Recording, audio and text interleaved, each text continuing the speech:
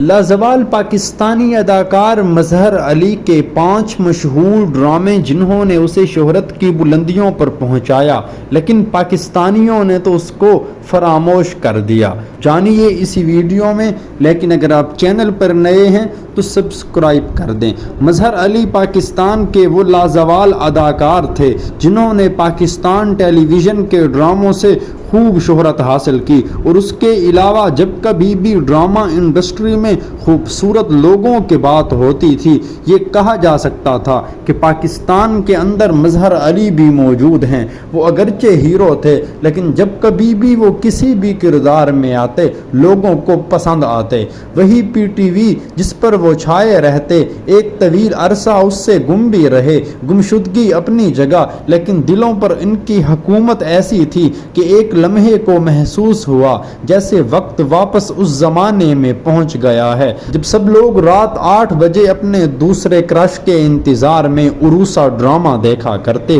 کیونکہ پہلا کرش ریشم ہوا کرتی۔ ناظرین، مظہر علی کے 5 ڈراموں کی فہرست کچھ یوں ہے۔ Number 1، drama serial Uroosa. یہ وہی ڈرامہ تھا جس نے اداکار مظہر علی کو نہ صرف لوگوں کی نظروں میں لایا، بلکہ اس ڈرامے سے مختلف لوگ بھی سپر ہٹ ہوئے، جن میں مشی خان اور عدنان صدیقی بھی اس ڈرامے سے شہرت پانے والے لوگوں میں شامل ہیں۔ ناظرین، جب یہ ڈرامہ نشر ہوتا تو مظہر علی کے کردار جو اس میں وجیہہ صورت ہونے کے باوجود بھی نیگیٹو تھا، اور اس میں آپ چبا چبا کر بولا کرتے، تو اس سے بھی آپ کو بہت زیادہ شہرت ملی، اور لوگوں نے باوجود منفی کردار کے آپ کو بہت زیادہ پسند کیا۔ نمبر 4، ڈرامہ سیریل افشاں۔ ڈرامہ سیریل افشاں کا بھی مظہر علی کی زندگی میں وہی کردار ہے جیسے مختلف لوگوں کی زندگی میں دوسرے بڑے ڈراموں کا ہوتا ہے۔ ڈرامہ سیریل افشاں کو آپ نے کچھ یوں اپنے کردار سے امر کرایا کہ وہ ڈرامہ مظہر علی کی زندگی کا لازم و ملزوم حصہ ہو گیا، اور یہ کہا جاتا رہا کہ مظہر علی کو ڈرامہ سیریل افشاں کی وجہ سے جو شہرت ملی وہ اپنی مثال آپ تھی۔ ناظرین، میں آپ کو آگاہ کرتا چلوں، اداکار مظہر علی کو ہمیشہ ان کی زندگی بھر کی محبتیں، سرمایہ، ان کی محنت سے بنائی گئی زمینیں اور گھر قبضہ مافیا نے جب اپنے قبضے میں لیے تو وہ کچھ یوں پریشان ہوئے کہ اس ملک کو ہی چھوڑ کر امریکہ چلے گئے اور کہیں دور جا بسے۔ ناظرین، میں آپ کو بتاتا چلوں، اداکار مظہر علی کو لوگوں نے بھی پسند کیا، اور ان کے اہل خانہ بھی آپ کے کام سے بڑے خوش تھے، کیونکہ آپ سر سید احمد خان کے پڑپوتے تھے اور اس خاندان سے تعلق رکھتے تھے۔ ناظرین،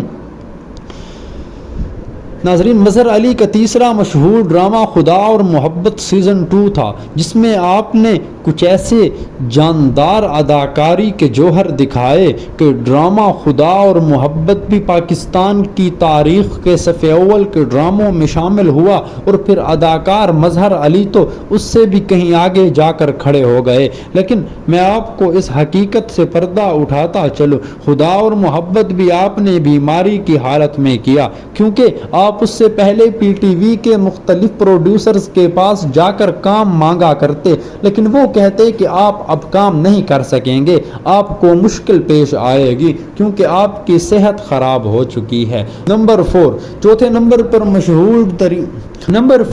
نمبر پر ڈرامہ کالی دیمک ہے، جو ایڈ کے موضوع پر بنایا گیا، اور اس ڈرامے کو طاہرہ واسطی نے لکھا اور اس کی ڈائریکشن دی تھی، اور یہ ڈرامہ بھی مظہر علی کی زندگی کا ایک ایسا انوکھا ڈرامہ تھا جس سے معاشرے کو بہت کچھ سیکھنے کو ملا، اور یہ کہا جاتا تھا کہ اداکار مظہر علی کے ڈرامے معاشرتی مسائل کا بھی کچھ یوں احاطہ کرتے کہ کہنے والے یہ کہنے پر مجبور ہو جاتے، بھئی واہ کیا ہی بات ہے۔ نمبر 5، پانچویں نمبر پر ڈرامہ سیریل شاہین شامل ہے، جو بہت زیادہ مقبول ہوا، اور اداکار مظہر علی کو بھی اس ڈرامے سے بہت زیادہ شہرت ملی۔ لیکن ناظرین، آپ کو ہم نے تو یہ ڈراموں کی فہرست بتائی ہے، لیجنڈ اداکار مظہر علی کو تو آخری وقت میں پی ٹی وی نے کچھ ایسے بے دردی کے ساتھ اپنے سے دور کر دیا تھا کہ اس کی صحت کی بیماری کا بہانہ بنا کر اس لیجنڈ اداکار کو کام ہی نہیں دیا جاتا، اور پی ٹی وی زندگی کے سنہری دور کی وہ ایک ایسی